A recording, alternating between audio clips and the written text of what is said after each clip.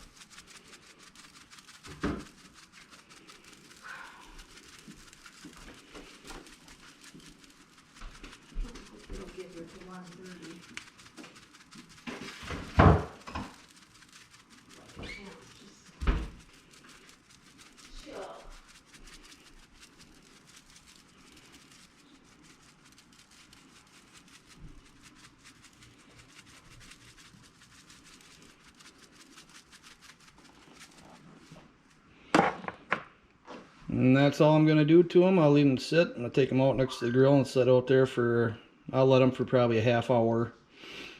Let that stuff get soaked in a little bit. And then, yeah, I'll throw them in on the grill at 275. And I probably won't even look at them for about an hour and a half. So, I just got them put on there. I got the temperature set at 275. I'm going to shut the lid down here. And I'm not going to look at them for an hour and a half. Don't even care about temperature yet.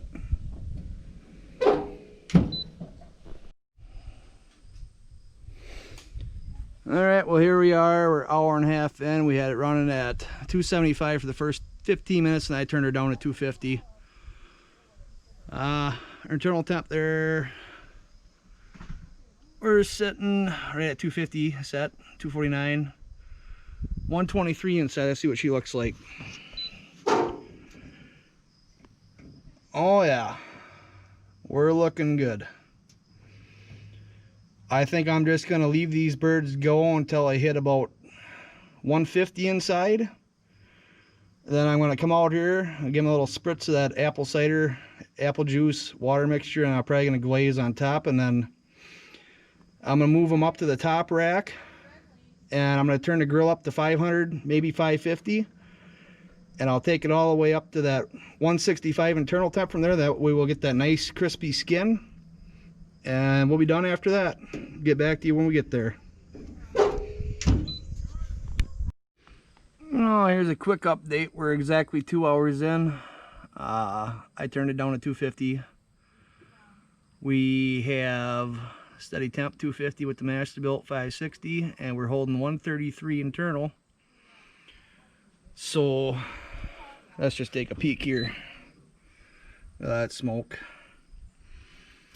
I put in a few extra pieces of wet cherry wood down in the bottom box because I start getting some good ash and stuff falling down there. That extra smoke I'm getting is really paying off. I mean, I'm not really dripping a whole lot. And so we're going to close her down, and I think we're going to just leave it where it's sitting right now until we hit about 155, 160.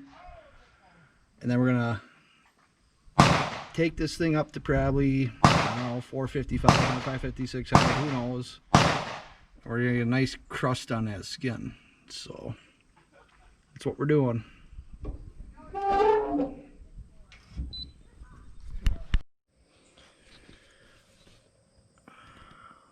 I just wanted to add that in too. We're like 157 internal on the meat probe that comes with this Masterbuilt.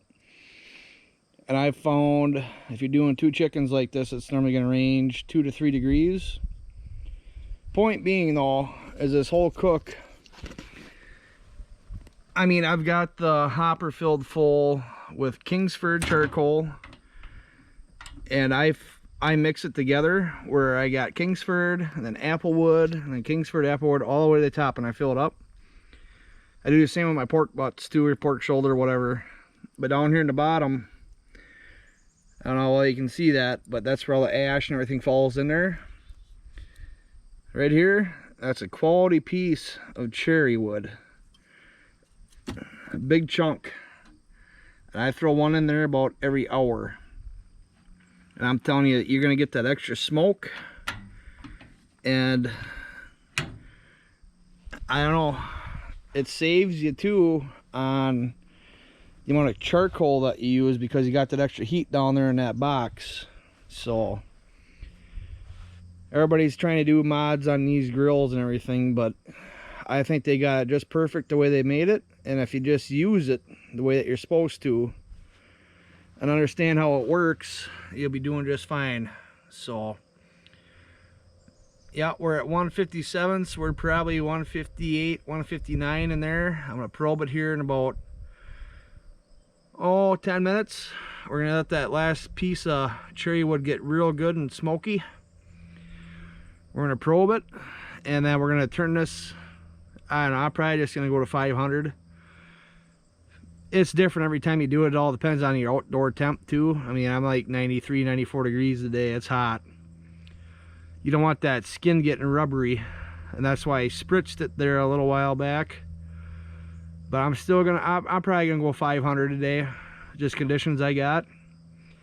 And as soon as I get like 165 on this, I'm gonna pull it out, and we're gonna let them rest up here on the deck and probably give it 10-15 minutes. And oh boy, this is what we call a cheat day out here in the land of the cows and rocks, or whatever our governor calls it. But tell you what, it's damn good, and we work all week for this.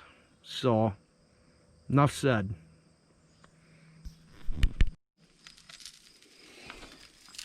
Well, I'm not saying you're not going to get a flare up when you do it that style, but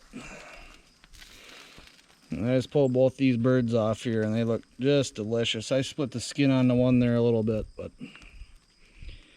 I had 168 on the one and I think 164 on the other, but that'll get there after we let them sit for about half hour. And all I did wasn't flare it up, pull them out, put the 2 baffles in, shut the whole Masterbuilt down, powered unit off, and there we go. So it's just that one extra little step you can do. That's going to take your whole chickens to a whole nother level. That's all I got to say about that. All right, there's the end result. We're going to cut it up, and that's that. It's pretty good, huh? Mm-hmm. Let her sit for a half hour before you cut it.